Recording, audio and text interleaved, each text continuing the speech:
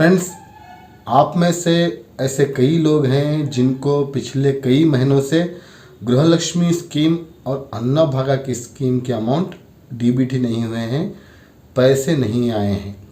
और इसके रीज़न्स क्या क्या हैं मैंने कई बार मेरे वीडियोस में आपको बताया है कि किस वजह से आपको अमाउंट डीबीटी नहीं हुआ है।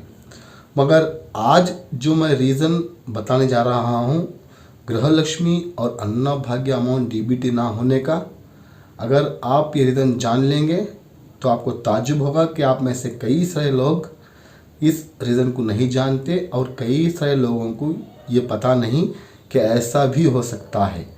जी हाँ, ऐसा रीज़न्स आपके सामने ला रहा हूँ जो आप नहीं जानते और जिससे आपको ताज्जुब होगा कि क्या ऐसा भी हो सकता है, क्या ऐसा होने पर भी गृहलक्ष्मी और अन्नभाग्य के अमाउंट नहीं आएंगे।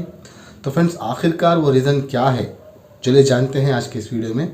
तो friends, welcome to my another video. अगर आपने अभी तक चैनल सब्सक्राइब नहीं किया है तो आपसे रिक्वेस्ट है कि सब्सक्राइब ज़रूर कर लें ताकि हर दिन एक नया इन्फॉर्मेशन आपको अपने घर बैठे मिलता रहे।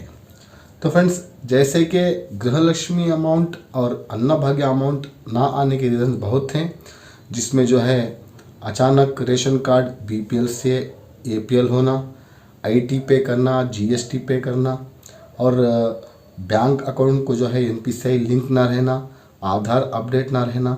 ऐसे कई रीज़न्स के बारे में मैंने आपको मेरे पिछले वीडियोस में बताया है। मगर आज एक ऐसा रीज़न मुझे मिला है कि इस रीज़न से भी जो है कई सारे लोगों को पिछले कई महीनों से अमाउंट डीबीटी नहीं हुए हैं और इसके बारे में उनको पता ही नहीं है। हालांकि उनके तमाम डिटेल्स सही हैं, उनका रेशन कार्ड बीपीएल है, उनका बैंक अकाउंट को आधार एनपीसीआई लिंक है, वो ना तो जीएसटी पे ही हैं ना तो आईटी पे ही हैं। तमाम फॉर्मेलिटीज़ जो हैं उनके सही हैं, करेक्ट हैं, मगर उसके बावजूद भी उनको पिछले कई महीनों से ना तो गृहलक्ष्मी का अमाउंट आया ना तो अन्नभाग्य का अमाउंट आया। ये आज मैंने वेरीफाई किया है, ये मैंने आज देखा है कि ऐसा होने पर भी गृहलक्ष्मी का और अन्नभाग्य का अमाउंट नहीं आने वाला। तो आखिरकार वो वजह क्या है, वो सबसे बड़ी रीज़न क्या है। तो फ्रेंड्स, आज मैं आपको बताता हूँ कि वो रीज़न क्या है। वो रीज़न ये है कि बहुत सारे लोगों ने है जब गृहलक्ष्मी का एप्लीकेशन सबमिट किया था उस वक्त जो उनका अकाउंट नंबर रनिंग था और वो अकाउंट नंबर को आधार एनपीसीआई लिंक था, तो स्टार्टिंग के चंद महीने उनको अमाउंट आए। उसके बाद कुछ रीज़न्स की वजह से, कुछ प्रॉब्लम्स की वजह से उन्होंने अपना वो अकाउंट नंबर इनएक्टिव कर दिया, डेट करवा दिया, यानी कैंसिल करवा दिया। याद रहे, जो अकाउंट नंबर को पहले अमाउंट आ रहे थे रेगुलरली, उसके बाद अचानक आना बंद हो गए। इसके बावजूद कि उनके तमाम डिटेल्स सही हैं, उनका जो है जीएसटी भी नहीं है, आईटी भी नहीं है, फिर भी अमाउंट आ रहे थे, मगर अचानक से कई 2 महीनों के अमाउंट उनको नहीं आए। तो यहाँ पर एक बात आप सुन लें कि जो अकाउंट नंबर को उन्हें अमाउंट आ रहा था वो अचानक आना रुक गया, क्योंकि उन्होंने उस अकाउंट को डेट करवा दिया, किसी वजह से, कोई पर्सनल रीज़न की वजह से उस अकाउंट को कैंसिल करा दिया और दूसरा अकाउंट बनवा लिया। अब यहाँ पर ये बात सामने आई है, वो अकाउंट नंबर जो पहले उन्हें अमाउंट आ रहा था रेगुलरली, उसके डेड होने से, उसके कैंसिल होने से उनकी गृहलक्ष्मी स्कीम और अन्नभाग्य के पैसे रुक गए हैं। आज मेरे एक सब्सक्राइबर ने मुझे कॉल किया था, उन्होंने बताया था कि उन्हें जो पहले गृहलक्ष्मी का अन्नभाग्य का अमाउंट आ रहा था, उन्होंने किसी रीज़न की वजह से जो है उस अकाउंट को डेड करवा दिया, कैंसिल करवा दिया, बंद करवा दिया। उसके बाद से उन्हें अमाउंट आना बंद हो गए।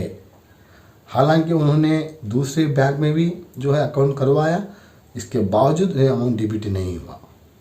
तो इसका मतलब ये है कि जो आपका पहला अकाउंट होता है और जिसे आपका आधार एनपीसीआई लिंक होता है, उससे अगर अमाउंट आ रहा है तो आप सतर्क रहें, होशियार रहें, उस अकाउंट को क्लोज़ करवाने की कोशिश मत करें, उस अकाउंट को डेट करवाने की कोशिश मत करें।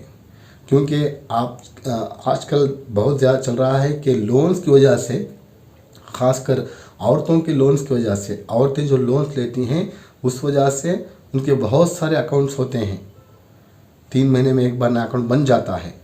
मगर याद रहे, जो अकाउंट आपको पहले अमाउंट आ रहा था, जिस अकाउंट को गृहलक्ष्मी अन्ना भया का, उसी अकाउंट को आपको एक्टिव रखना है। अगर किसी भी वजह से, अगर पर्सनल रीज़न की वजह से आपको वो डेट कराना पड़ा या उसे कैंसिल करवाना पड़ा, तो आपकी गृहलक्ष्मी और अन्ना भाग्य स्कीम के अमाउंट रुक जाएंगे। ऐसा ही हुआ है मेरे एक सब्सक्राइबर के साथ।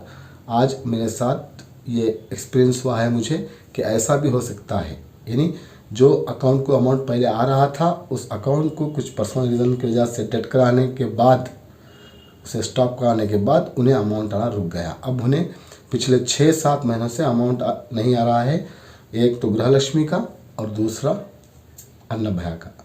तो आप इस बात से होशियार रहें, सतर्क रहें कि जिस अकाउंट में आपको अमाउंट आ रहा है, अब तक आया है, उस अकाउंट को किसी भी वजह से आप स्टॉप मत कराएं, कैंसिल मत कराएं, उसे डेड मत करवाएं, वरना आपकी भी गृहलक्ष्मी स्कीम के पैसे, साथ में अन्ना भाग्य स्कीम के पैसे रुक सकते हैं क्या, रुक जाएंगे, 100% रुक जाएंगे। तो आपको चाहिए कि जिस अकाउंट को अमाउंट आ रहा है रेगुलरली, उस अकाउंट को एक्टिव रखें, उसे डेड मत करवाएं, उसे डीएक्टिवेट मत करवाएं, उसे कैंसिल मत करवाएं, वरना जो उनके साथ हुआ वही आपके साथ होगा। यही सबसे बड़ी वजह आज सामने आई है कि बहुत सारे लोगों को ऐसा हुआ है कि जिस अकाउंट को पैसे आ रहे थे, उन्होंने किसी वजह से अमाउंट को, उस अकाउंट को डेट करवा दिया, उस अकाउंट को इनएक्टिव करवा दिया, उसके बाद उनके अमाउंट रुक गए। अब इसका सोल्यूशन कुछ भी नहीं है, ना तो आप फिर से उस अकाउंट को एक्टिव करवा सकते हैं, ना तो फिर से आप गृहलक्ष्मी स्कीम अप्लाई कर सकते हैं, क्योंकि ऑलरेडी आपका डिटेल्स वहाँ पर मौजूद है वेबसाइट में। तो फ्रेंड्स, आप होशियार रहें, जिस अकाउंट को अमाउंट आ रहा है उस अकाउंट को एक्टिव रखें, डेड मत करवाएं, किसी भी हाल में, किसी भी वजह से उसे स्टॉप मत करें उस अकाउंट को, वरना आपके साथ भी ऐसा हो सकता है कि आपको अन्ना भाग्य और गृहलक्ष्मी का अमाउंट रुक सकता है। तो फ्रेंड्स, इस इन्फॉर्मेशन को अकेले मत देखें, अपने फैमिली, कलीग्स, फ्रेंड्स के साथ शेयर करें। जो मेरे चैनल पर नए हैं, जो सब्सक्राइब किए बगैर देख रहे हैं, उनसे रिक्वेस्ट है कि सब्सक्राइब करके देखें, वरना आप हर दिन एक नया अपडेट मिस कर जाओगे। और इस वीडियो को लाइक और शेयर ज़रूर करें। तो फ्रेंड्स, मिलते हैं मेरे अगले वीडियो में एक नए इन्फॉर्मेशन के साथ। तब तक के लिए thank you for watching. Stay safe, stay blessed always.